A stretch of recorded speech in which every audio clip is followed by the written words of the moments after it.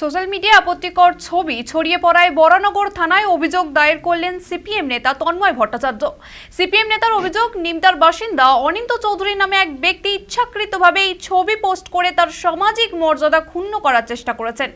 অভিযোগপত্রে তিনি একটি ইউটিউব চ্যানেলের নামও উল্লেখ করেন, যেখানে এই ছবি সংক্রান্ত একটি ভিডিও প্রতিবেদনও রয়েছে বলে দাবি করেছেন তিনি। এর আগেও 2023 সালের অক্টোবর মাসে এক মহিলা সাংবাদিক তন্ময় ভট্টাচার্যের বিরুদ্ধে শ্লীলতাহানির অভিযোগ আনেন। সেই অভিযোগের জেরেই তাকে সিপিএম থেকে দুবার সাসপেন্ড করা হয়। যদিও তদন্ত শেষে ফের সদস্য পদ ফিরে পান তিনি। তবে নতুন করে বিতর্ক ঘিরে আবারও চাপের মুখে পড়লেন বর্ষিয়ান বাম নেতা। গোটা ঘটনায় দলের শীর্ষ নেতৃত্ব এখনই মুখ খুলতে নারাজ। তবে পরপর বিতর্কের জেরে তন্ময় ভট্টাচার্যের রাজনৈতিক ভবিষ্যৎ ঘিরে প্রশ্ন উঠছে রাজনৈতিক মহলে। এখন দেখার দলের তরফে আবারও কোনো শাস্তিমূলক ব্যবস্থা নেওয়া হয় কিনা।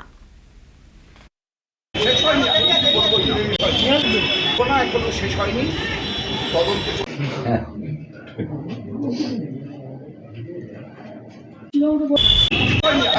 একদম কিচ্ছু বলবো না, এখনো শেষ হয়নি, তদন্ত